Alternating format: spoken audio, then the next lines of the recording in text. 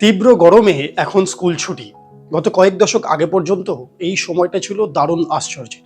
দুপুরবেলায় মা ঘুমিয়ে পড়লেই আমরা খেলার রাজ্যে পাড়ি লাগাতাম।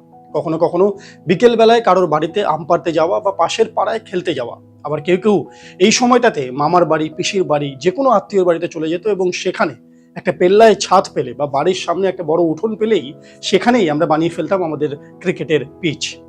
গত ২০-২৫ বছর আগে পর্যন্ত ছোটবেলায় ছোটদের গরমের ছুটি ছিল খানিকটা এইরকম।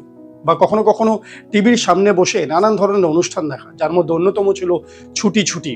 বা কখনো কখনো মাইকেলের কথা বলা পুতুল, চিচিং ফাঁক, সোনার কেল্লা, জয় বাবা ফেলুনাথ, হীরক রাজার দেশে, আরো কত কি। কিন্তু এখন সেই চিত্রটা পাল্টেছে। এখন গরমের ছুটি মানেই শুরু হয় সামার ভ্যাকেশন। এই ছুটির জন্যই মুখিয়ে থাকেন আম বাঙালি। গরমের দাপট যত বাড়ে, স্কুলের ছুটিও তত এগিয়ে আসে। শহরের বেশিরভাগ স্কুলেই মে মাসের মাঝামাঝি থেকে শুরু হয়ে গরমের ছুটি চলে প্রায় জুনের মাঝামাঝি পর্যন্ত। সেই সময় বেশ কিছু সরকারি বেসরকারি সংস্থা পড়ুয়াদের জন্য আঁকা, বিজ্ঞান কর্মশালা, বিভিন্ন জিনিস তৈরি করা, বই পড়া, গল্প লেখার বা গল্প পাঠের মতো নানান আসরের আয়োজন করে, যার পোশাকি নাম সামার ক্যাম্প। নমস্কার, আমি মনীষ। আপনারা দেখছেন সিভিএনএ চ্যানেলে স্মার্ট সল্টলেক, সবার জন্য সব সময়। আমাদের আজকের পর্বের বিষয় সামার ক্যাম্প, অর্থাৎ নিজেকে চেনার ক্যাম্প। নিজেকে নিয়ে চিন্তা করা, নিজেকে আর একটু ভালো করে চেনা। প্রতি বছরের মতো এই বছরও আমাদের প্রয়াসম আয়োজন করেছে মাই লাইফ মাই ওয়ে নামে একটি সামার ক্যাম্পের, যা চলবে 5 দিন ধরে, যা শুরু হতে চলেছে আগামীকাল এবং চলবে 30শে মে পর্যন্ত। আন্তর্জাতিকভাবে স্বীকৃত ব্রাজিলিয়ান কবি ও হাতে তৈরি বইশিল্পী ইতালো রোভেরো এই সামার ক্যাম্পে ছোটদের শেখাবেন কিভাবে বই তৈরি শিল্পের মাধ্যমে নিজেকে চেনা যায়। এর সাথে থাকছে কালার থেরাপি, আচরণ ভিত্তিক খেলাধুলো ইত্যাদি।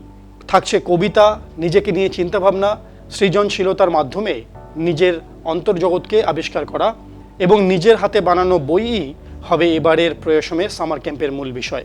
ওয়েস্টার্ন কান্ট্রিগুলোতে এই সামার ক্যাম্পের কনসেপ্ট ভীষণই জনপ্রিয়, বিশেষ করে শীত প্রধান দেশগুলিতে, অর্থাৎ যে দেশগুলিতে প্রচণ্ড পরিমাণে শীত পড়ে সেইখানে একটি আরামদায়ক আবহাওয়াতে শিশুদেরকে নিয়ে এসে তাদেরকে ব্যস্ত রাখা বিভিন্ন কাজে হলো সামার ক্যাম্পের মূল উদ্দেশ্য।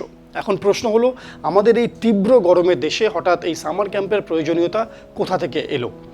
পুজোর ছুটি বা শীতের ছুটির তুলনায় এই গরমের ছুটিতে অপেক্ষাকৃতভাবে বেশি দিন আমরা সকলে পাই, তাই এই সময়টাতে এই সামার ক্যাম্পের চাহিদা সব থেকে বেশি থাকে। এছাড়াও পুজোর ছুটিতে উৎসবের মধ্যে দিয়েই আমাদের সময় কোথাও থেকে কেটে যায়, তাই এই গরমের ছুটিতে ছোট শিশুরা বা ছোট ছেলেমেয়েরা বাড়িতে থাকলেও তারা বেশিরভাগ সময় অস্থির হয়ে পড়ে এবং তারপরেই দেখা যায় মোবাইল ফোন, টিভি বা কখনো কখনো কম্পিউটার স্ক্রিনে তাদেরকে ভিডিও গেম খেলতে, এবং তাদের পুরো এই ছুটির সময়টাই কেটে যায় ডিজিটাল স্ক্রিনে। এই কারণে অনেক অভিভাবকেরা সামার ক্যাম্পকে বেছে নিচ্ছেন। বাবা মা অফিসে চলে গেলে বাড়িতে শিশুকে দেখার মতো কেউ নেই। গরমের ছুটিতে খোলা থাকে না ক্রেশও। এই পরিস্থিতিতে সন্তানকে স্কুলের মতোই পরিবেশে দিতে সামার ক্যাম্পের দরজায় কড়া নাড়ছেন অনেক অভিভাবক। বছরভর শিশুরা একটা রুটিনের মধ্যে দিয়ে চলে, তাই অল্প কয়েকদিনের এই সামার ক্যাম্প তাদের মনের খোরাক যোগায়। বহু শিশুই ভালো গান গায় কিংবা ছবি আঁকে, কিন্তু বুঝে উঠতে পারে না পড়াশোনার বাইরে নিজেদের যে গুণগুলো রয়েছে তা কিভাবে সকলের সামনে তারা তুলে ধরবে। সামার ক্যাম্পে অনেক গুণীজনেরা ছোটদের শেখান। ক্যাম্পে সমবয়সী আরও 5 জনের সঙ্গে সময় কাটাতে পারে বাচ্চারা। নিঃসঙ্গতা কাটানোর পাশাপাশি বিভিন্ন জিনিস শেখারও সুযোগ রয়েছে।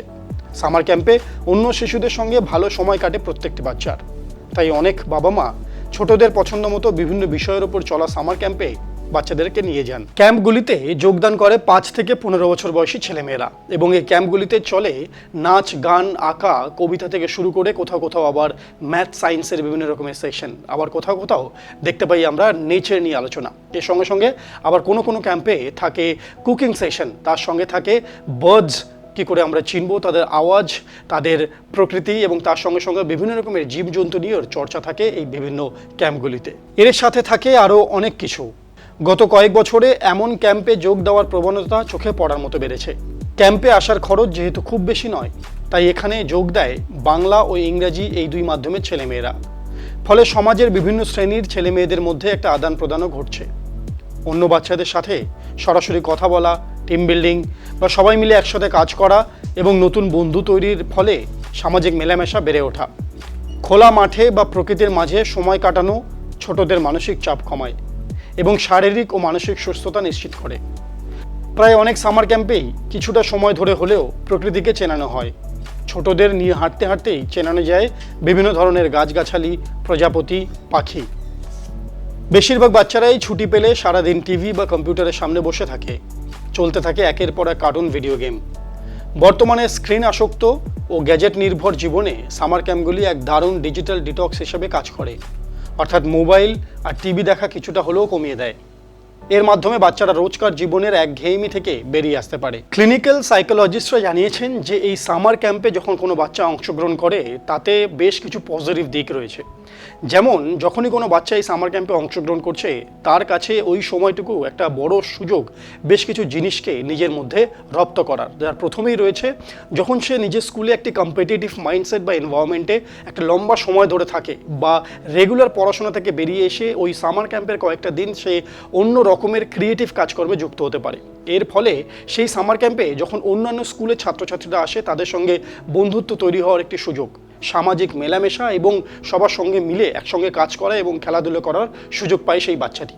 সেই বাবা মায়েরা যারা প্রচণ্ড কাজের চাপে নিজের বাচ্চাকে সময় দিয়ে উঠতে পারেন না, তাদের ক্ষেত্রে গরমের ছুটিতে বাচ্চাকে বাড়িতে একা রাখার থেকে কোনো সামার ক্যাম্পে পাঠিয়ে তাকে সেই রকম একটি পরিবেশে এই কয়েকটা দিন রাখা আখেরে সেই শিশুরই লাভবান। সামার ক্যাম্প অনেকের জন্য শৈশবের মধুর স্মৃতি হয়ে থেকে যায়। এটি হতে পারে শেখার এক উপযোগী পরিবেশ, নতুন কোনো দক্ষতা অর্জন, শিল্পচর্চা কিংবা খেলাধুলায় অংশগ্রহণ। সামার ক্যাম্প মানে শুধু রোদে মজা করা, সময় কাটানো নয়। ক্যাম্পের মাধ্যমে বাচ্চারা স্বাবলম্বী হয়ে উঠতে পারে। নিজের সঙ্গে নিজেকে নিয়ে কাজ করা, সবার সঙ্গে মিলেমিশে থাকা, পরিবেশের সঙ্গে এবং আচমকা তৈরি হওয়া কোনো পরিস্থিতির সঙ্গে নিজেকে মানিয়ে নেওয়া, এগুলো ছোটরা সামার ক্যাম্পে গিয়ে শিখতে পারে। নিজেদের জন্য রান্না করা বা রান্নার কাজে সাহায্য করা, বন্ধুদের সঙ্গে মিলেমিশে থাকা, কঠিন পরিস্থিতির সঙ্গে মানিয়ে নেওয়া, এগুলোই শেখায় এই ধরনের ক্যাম্প। এর মধ্যে লুকিয়ে রয়েছে অ্যাডভেঞ্চারও। তাই এখন শহরের নামি দামি স্কুলগুলো সেই স্কুলের ছাত্রছাত্রীদেরকে বিভিন্ন ক্যাম্পে অংশগ্রহণ করার জন্য উৎসাহ দিচ্ছে। কারণ এই ক্যাম্প থেকেই সেই বাচ্চাটি কোনটা ঠিক, কোনটা ভুল, কোনটা কঠিন, কোনটা সহজ, এছাড়া সবার সঙ্গে কী করে কাজ করব, একে অপরকে কী করে সাহায্য করব, এই প্রত্যেকটা জিনিস নিজের মধ্যে রপ্ত করার পিছনে একটা বড় ভূমিকা পালন করে এই প্রত্যেকটি ক্যাম্প। যখন ছোটোবেলায় আমরা এই সামার ক্যাম্পে অংশগ্রহণ করি, সেই প্রথম সামার ক্যাম্পের প্রত্যেকটি অনুভূতি এবং প্রত্যেকটি শিক্ষণীয় নিদর্শন আমাদের জীবনে বহুদিন পর্যন্ত থেকে যায়। তাই আমরা বলতেই পারি যে একটি বাচ্চার জীবনে একটি সামার ক্যাম্প শুধুমাত্র একটা শিক্ষার অংশে আটকে থাকে না, বরং তার সঠিকভাবে বেড়ে ওঠার পিছনে এক প্রকার বন্ধুর মতন কাজ করে সামার ক্যাম্প। আমাদের আজকের পর্ব আমরা এখানেই শেষ করব। আশা করি এই পর্ব আপনাদের ভালো লেগেছে।